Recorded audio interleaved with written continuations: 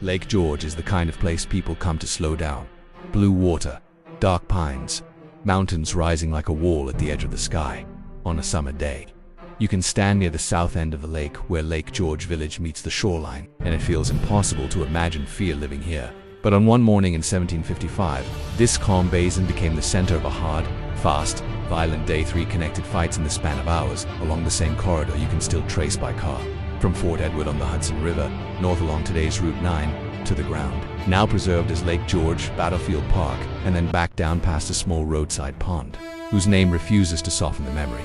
This is the Battle of Lake George. It was fought on September 8, 1755.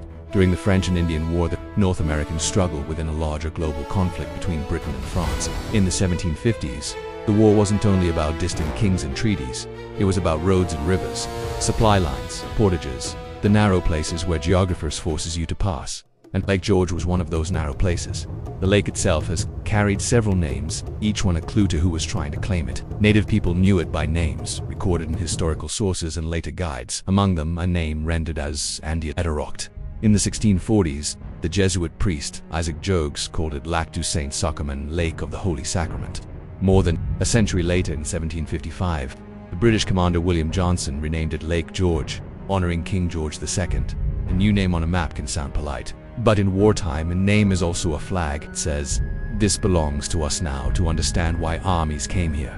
Picture the route north, the way a soldier would have in 1755. The Hudson River runs up through what is now eastern New York near today's Fort Edward. The river corridor and the forest trails opened a way to move supplies toward the interior. From there, men, powder, food, and boats could be hauled north to the southern end of Lake George. And from Lake George, the route continues to Lake Champlain, then onward toward Montreal. It's a doorway. If the British could push up this chain of waters and carry the fight to French fortifications on Lake Champlain, especially to Fort St. Frederick at Crown Point, they could threaten New France and protect the Hudson Valley at the same time. If the French could smash the British forward position here, they could keep the doorway closed and keep the war away from their own heartland.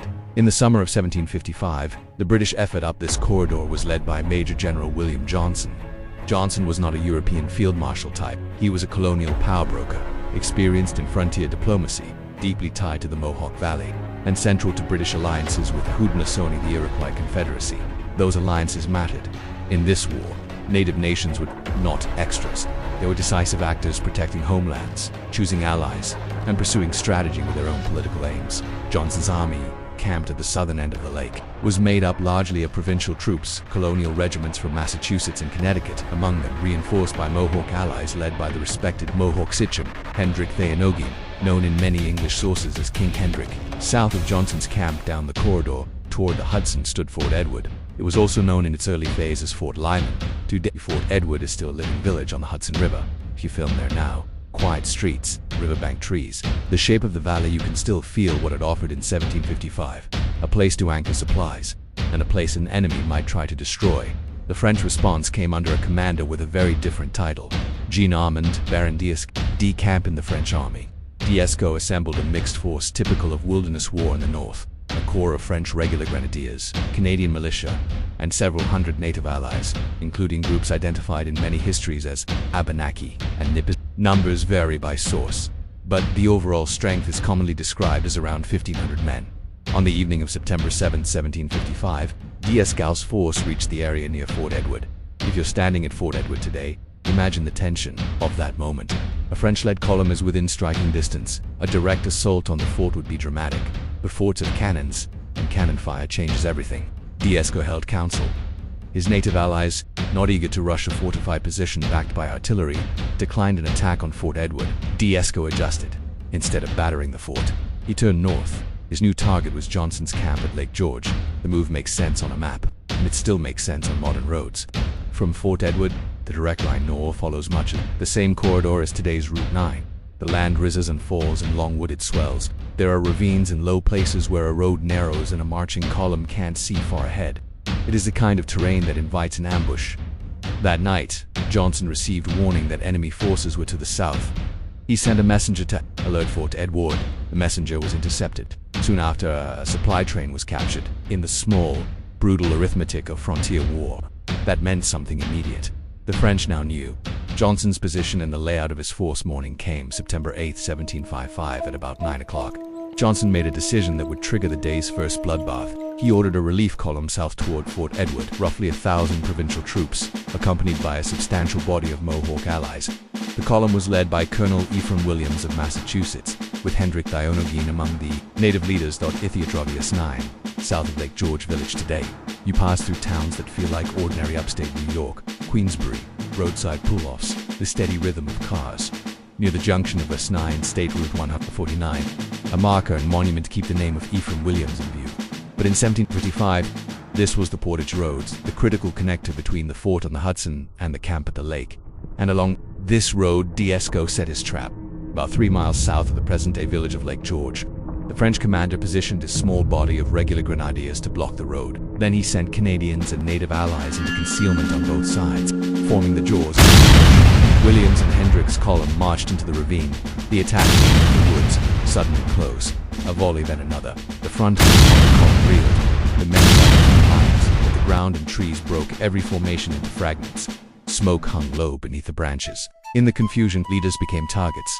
Colonel Ephraim Williams was killed early in the fight. Hendrik Dionogine was killed as well. This first engagement would later be known as the Bloody Morning Scout, a name that still appears in modern guides, a label that doesn't try to soften what happened. The loss hit hard, and not only among the provincials.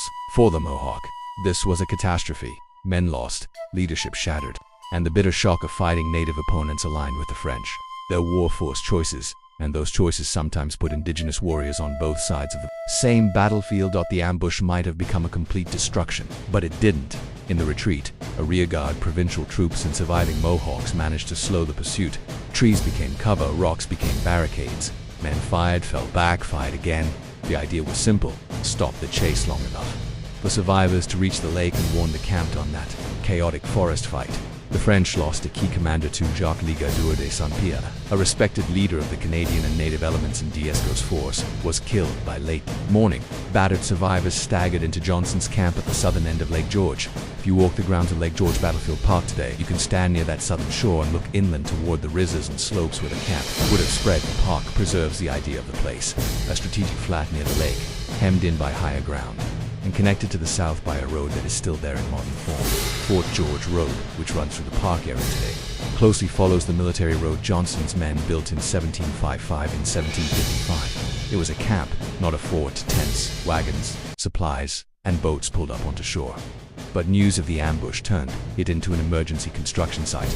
Johnson's men began building defenses with what they had: wagons dragged into line, boats overturned and braced, trees felled and stacked into a rough breastwork. Behind it, artillery was positioned, cannon loaded with grape shot as the camp fortified. D'Esco advanced. This was the second engagement of the day, the Battle of the Lake here. The war's mixture of cultures and tactics became a problem for command. D'Esco's regulars could be ordered forward. Canadian militia could fight in the woods. Native allies could strike from cover and melt away, but asking everyone to march into cannon fire against an improvised barricade, that was another matter. Accounts describe hesitation among parts of the Allied force. D'Esco's answer was to place his regular grenadiers at the front and lead the assault himself. The grenadiers, drawn from regiments including Lorraine and Languedoc, formed an advance into the open from the breastwork. The British and provincial defenders fired. Then the cannon spoke. Grape shot is not a single ball. It is a spray of iron that turns a cannon into a giant shotgun. Against men advancing in formation, it is devastating. The French assault was cut apart by artillery and musketry. Men fell in rows. The attackers, we tried to close the distance, but every step forward, we stepped into a thicker storm of fire. During the fight, William Johnson was wounded. Blood and confusion can break a defense as quickly as any assault, and command had to settle quickly. Responsibility fell to Phineas Lyman, a Connecticut officer, who helped maintain the line while the defenders held the breastwork. The momentum of D'Esco's attack collapsed, and then the day delivered another dramatic turn. The French commander himself was struck and brought down. D'Esco was badly wounded and captured. If you're filming modern Lake George, this is one of the most powerful moments to anchor to a place the viewer can recognize. You can stand in Battlefield Park or near the modern Fort William Henry shoreline and let the narration land plainly. The commander who tried to break this camp was captured here, wounded, and taken alive. A calm shoreline can hold a violent fact. By early afternoon, the main battle at the lake was over. Johnson's camp still stood. D'Esco's force, shaken by losses and the capture of its commander, withdrew southward into the forest. But the story does not end with a withdrawal. The Battle of Lake George is remembered as 3 engagements, and the third came as the French tried to slip away. Back at Fort Edward, Soldiers and officers saw signs of fighting to the north. Smoke rose beyond the trees. Sound carried in fragments. Fort Edward's commander, Colonel Joseph Blanchard, sent a small force to investigate. Among them were about 80 New Hampshire provincials under Captain Nathaniel Folsom, and a smaller body of New York provincials under a captain often identified in accounts as McGinnis. This detachment moved north along the same corridor again, the route that modern US 9 now follows. They found French baggage, guarded by a small party. They attacked, scattered the guard, and seized supplies and prisoners. It was a sharp, opportunistic strike, the kind of fight that happens on the edges of battles where the main armies have moved on. But the war has not. Later in the afternoon around 4 o'clock, according to some accounts, a larger body of retreating French appeared, more organized than the baggage guard. Folsom's men took positions among the trees and opened fire. The fighting in this third engagement became tangled and close, and it ran toward evening. Darkness ended what the men could not easily finish. In this skirmish, Captain McGinnis was mortally wounded and died soon after. And somewhere along this corridor, near a small pond, the battle left behind its most enduring and most unsettling modern landmark, Bloody Pond. If you're driving south from Lake George Village today, along S9 toward Glens Falls, you can pass a historical marker for Bloody Pond near the roadside, close to the intersection with a road long known locally as Farm to Market Road. It looks unremarkable, a patch of water, trees, a sign, but the name carries the weight of the story. Local tradition holds that, after the day's fighting, bodies were cast into the pond and the water took on a dark stain enough to give it the name that stuck. Whether every detail of that tradition is literal or partly shaped by memory, the point is this: the battle's violence did not stay neatly on a single field. It spilled along the road, into the woods, into places that later became ordinary again, and that is why this battle works so well as a modern location story. You don't have to imagine a distant, vanished world. The terrain is still here. The terrain is still here. The route still exists. The names still sit on signs. There is another modern anchor that completes the loop. After September 8, 1755, William Johnson and the British moved to make their position permanent. The battlefield had proven the value of the south end of Lake George, and it also revealed the danger the camp could be attacked. A fort could hold. Johnson ordered the construction of Fort William Henry at the lake's southern end in September 1755. The fort was designed under the supervision of the engineer, William Eyre. It was built as a bastioned work strong against raids and small attacks, intended to secure this forward position as Britain prepared for further operations north toward Lake Champlain. If you visit Fort William Henry, today now operated as a living museum and reconstruction in the village of Lake George, you stand at the place where the British tried to pin the frontier in place. Ace with earthworks, timber, and cannon. The fort's story is its own chapter, including the 1757 siege by the French under Louis-Joseph de Montcalm. But it begins here, in the wake of the Battle of Lake George, as a direct response to what the battlefield taught across the wider region. Both sides built. The French would strengthen their own positions northward, including the construction of Fort Caroline, later known as Fort Ticonderoga, near the northern end of this connected corridor. The war along this doorway would continue for years, so what did September 8, 1755 change? It did not end the war. It did not immediately bring Crown Point or Montreal into British hands. But it did something just as important for the people living in this corridor.